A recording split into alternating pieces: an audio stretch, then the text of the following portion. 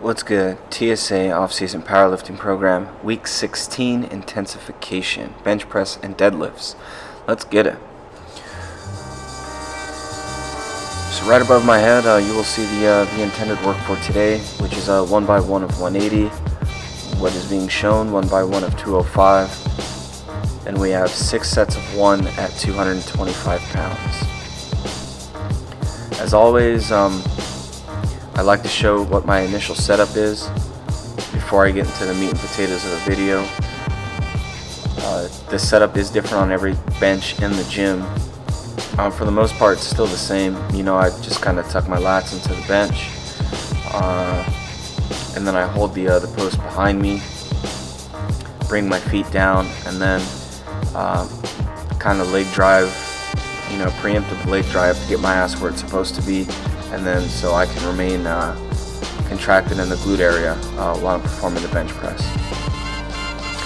I found that this setup seems to be my final bench form. Grip's still normally as wide as it usually is. So before I was rudely interrupted, sorry, I'm trying to knock this out as fast as possible. I'm at work right now. It's about 7:55 in the morning, so I believe where I was saying was this is pretty much the final form of my bench press, where I already have my legs in the most driven spot possible. My back is got a pretty decent arch in it. Traps are dug into the bench, and as you can see, I've gotten to the point now where my head does not come up off the bench. I also utilize my head to drive into the bench and put that torque into the bar. I've really become comfortable with pausing the bench reps, and what I wanted to do was take some time with the singles this week, really to focus on a competition style of benching. This would probably be the most accurate depiction of such, as once I get into my final position, holding my traps in place, getting the maximum leg drive, so I know where my body's going to arch, so it doesn't cause any trajectory changes in the bar. And then I put my hands in a normal position where my ring fingers are on the first rings of the bar. And so that would be like the unrack command or the start command, bringing it down, waiting for the press it out, and then waiting for the rack command. And I feel pretty confident that my max bench day is going to go pretty good. Now, since I felt not a lot of work was done on the main bench press, I wanted to do my close grip bench press with 160. For some reason, your boy doesn't even math, and I grabbed a bunch of 10s instead of 5s. The newer 10s that we have at the gym kind of look like 5s, although that is no excuse. I should have just been counting. I was just trying to crunch in my bench workout into an hour of time. I just got out of the movies before this, and I got the Barbell Brigade around 9:30. I spent about 20 minutes warming up, and then I just kind of dived into the workout. So I was really trying to rush things. The competition bench behind me was being used. So yeah, I set up over here, and by the time somebody got off of it, I was already working here. So yeah, whatever. So once I got to the 10th rep on that 180, I was just like, Jesus Christ, 160 is fucking heavy. I didn't really think 225 for singles was gonna blow me out that bad, but when I had realized it was 180, I didn't even math down to 160 correctly. Or maybe I did. I took like 10 pounds off the bar. Yeah, so I probably have more than what I even wrote on here at the current time. I didn't write it down. I came in, I got out of the gym, I got out, and by the time I had fucked up everything, I just put 145 on there and some 5s on the end, trying to at least get a set of 12, but my triceps were just fucked at this point. So I really didn't have much to give the rest of the workout. I tried really hard. Obviously the first 6 felt really good. I don't know what happened after that. I guess I just gassed. So dealing with the sheer disappointment of kind of fucking up my accessory work, being that I have limited sets, and I wanted to try and get some other stuff done, and really I only had time to do my chest supported rows, and then that was it. It was a wrap. I called it for the day. So here we are the next day. Because I got home from work so late from the gym, I ended up calling in to work the next day, which I shouldn't have. I should have just came in and just showed up late. I really fucking hate traffic. So whatever, I took the opportunity to go to the gym a little bit earlier, around 4 o'clock with my girlfriend, 3 or 4.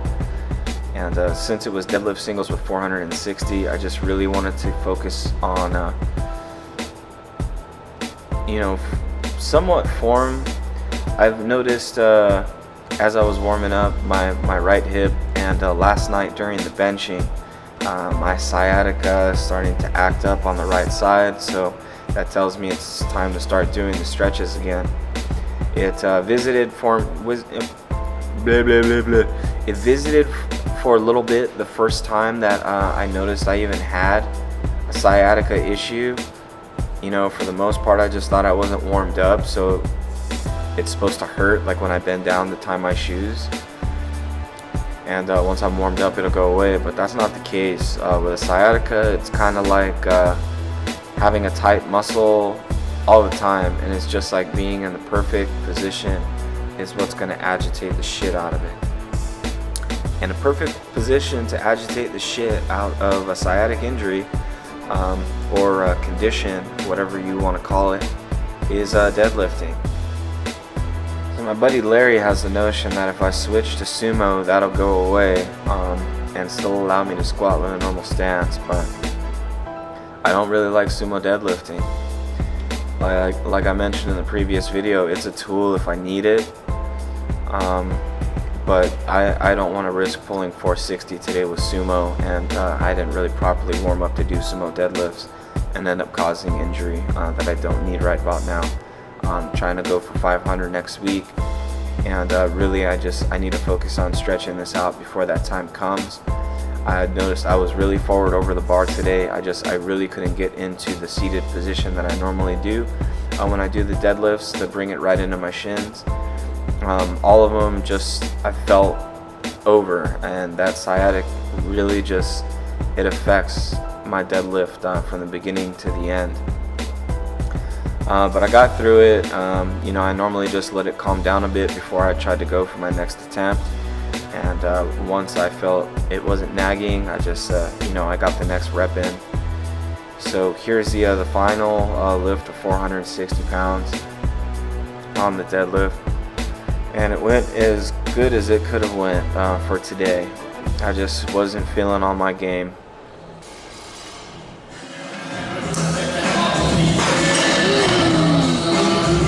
That was heavy. I got lightheaded on that one.